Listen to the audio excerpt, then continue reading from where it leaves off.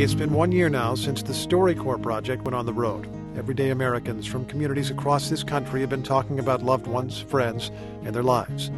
Today, a man takes us back to his childhood in Oklahoma in a story that he cannot forget, and that you may have trouble forgetting once you hear it.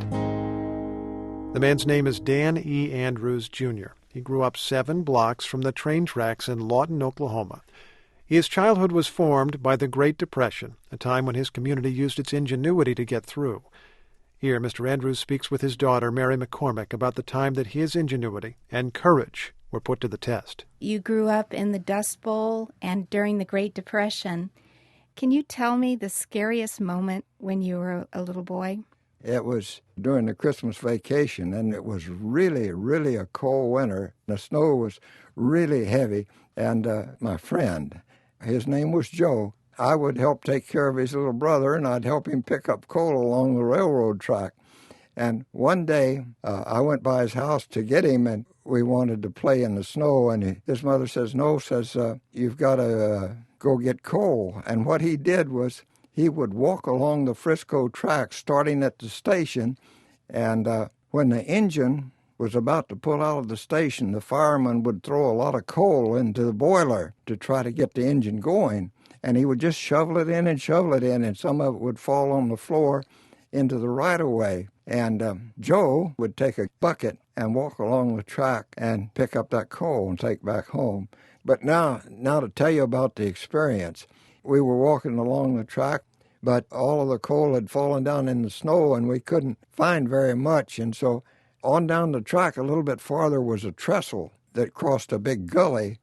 It was a beautiful trestle made out of steel, but the floor was made out of big timbers, and the timbers were a few inches apart.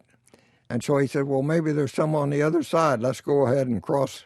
Now, we had never walked on the trestle, and we really knew better, but the train had already pulled out of the station, so we felt secure, in doing that.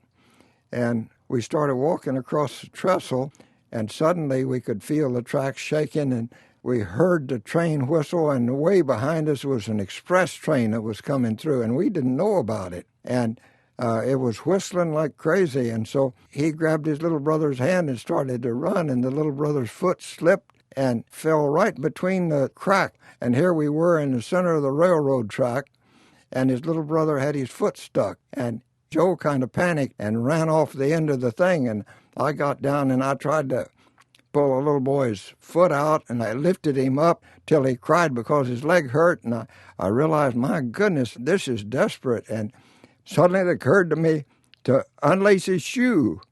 And so I looked down, and there was just one end of the shoelace was showing, and I pulled on it, and miraculously the bow came apart, and they were high-top shoes with real stiff soles.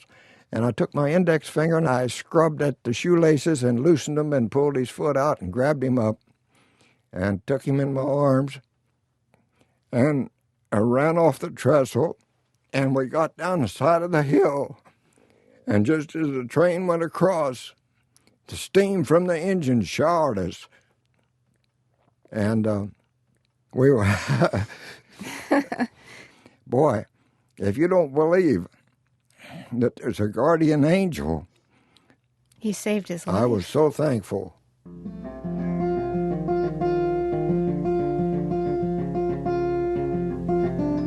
Never run out of stories when you just talk to people. That's Danny Andrews Jr. in conversation with his daughter Mary McCormick in San Diego. If you'd like to record an interview and have it archived at the American Folklife Center in the Library of Congress, just visit npr.org.